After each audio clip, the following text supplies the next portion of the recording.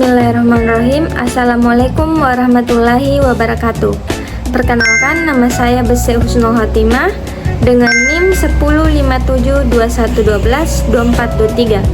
Pada kesempatan kali ini, saya akan mempresentasikan tugas akhir mata kuliah perencanaan SDM, yaitu dengan judul Cetak Biru atau Blueprint Strategi Staffing pada PT Sosial Bela Indonesia. Presentasi ini membahas bagaimana perusahaan merencanakan kebutuhan SDM untuk mendukung ekspansi bisnis, mulai dari analisis kebutuhan tenaga kerja hingga strategi mempertahankan karyawan. Profil perusahaan dan target. Pada slide ini, saya akan menjelaskan profil singkat perusahaan dan target yang ingin dicapai. PT Sosial Bela Indonesia merupakan perusahaan beauty tech yang mengintegrasikan layanan online dan toko fisik melalui konsep omnichannel. Dalam blueprint ini, perusahaan menargetkan pembukaan 5 gerai baru di Sulawesi Selatan.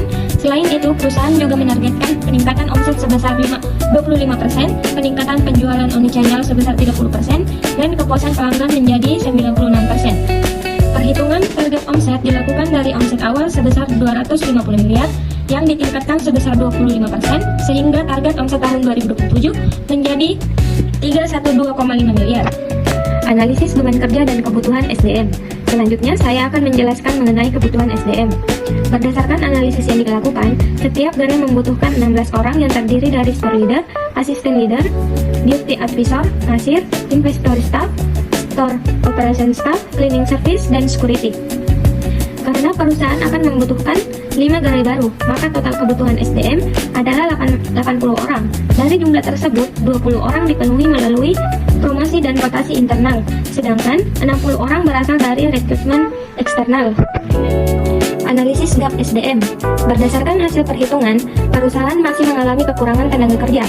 Perusahaan membutuhkan 60 karyawan baru, tetapi anggaran yang tersedia hanya mampu merekrut 45 orang. Dengan demikian, terdapat gap sebanyak 15 orang. Untuk mengatasi kondisi tersebut, perusahaan menerapkan beberapa strategi seperti rekrutmen bertahap, pembukaan gerai secara bertahap, rotasi karyawan senior, flexible staffing, serta pemanfaatan teknologi digital agar operasional tetap berjalan optimal. Timeline rekrutmen. Pada slide ini ditampilkan jadwal pelaksanaan rekrutmen.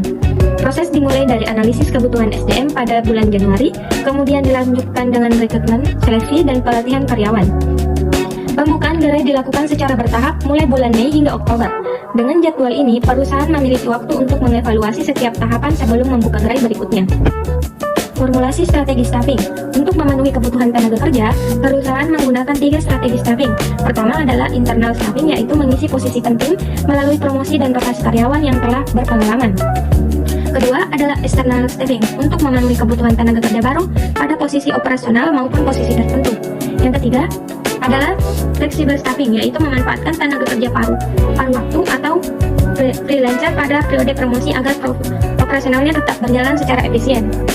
Rekrutmen modern dan employer branding. Dalam proses rekrutmen, perusahaan memanfaatkan media digital yaitu LinkedIn dan Instagram. LinkedIn digunakan untuk mencari kandidat profesional, sedangkan Instagram digunakan untuk menjangkau pelamar usia produktif. Selain itu, perusahaan juga membangun employer branding melalui budaya kerja yang positif, pelatihan, jenjang karir, dan berbagai fasilitas karyawan agar lebih menarik bagi calon pelamar. Metode seleksi. Setelah memperoleh pelamar, perusahaan melakukan seleksi secara bertahap. Tahap pertama adalah CV screening, kemudian tes kompetensi, wawancara, dan assessment center untuk posisi yang membutuhkan kemampuan kepemimpinan. Melalui tahapan tersebut, perusahaan dapat memperoleh kandidat yang sesuai dengan kebutuhan organisasi. Strategi retensi karyawan. Setelah mendapatkan karyawan yang sesuai, perusahaan juga perlu mempertahankan mereka agar tidak mudah mengundurkan diri. Oleh karena itu, strategi yang ditetapkan meliputi perekrutan tenaga kerja lokal, pemberian insentif berdasarkan kinerja, pelatihan secara berkelanjutan, jalur karir yang jelas, serta program apresiasi bagi karyawan.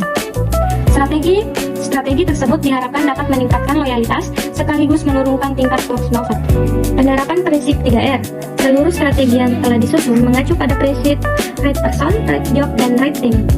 Right person berarti perusahaan memperoleh kandidat yang sesuai dengan kompetensinya. Right job berarti setiap karyawan ditempatkan sesuai kemampuan dan pengalaman yang dimiliki.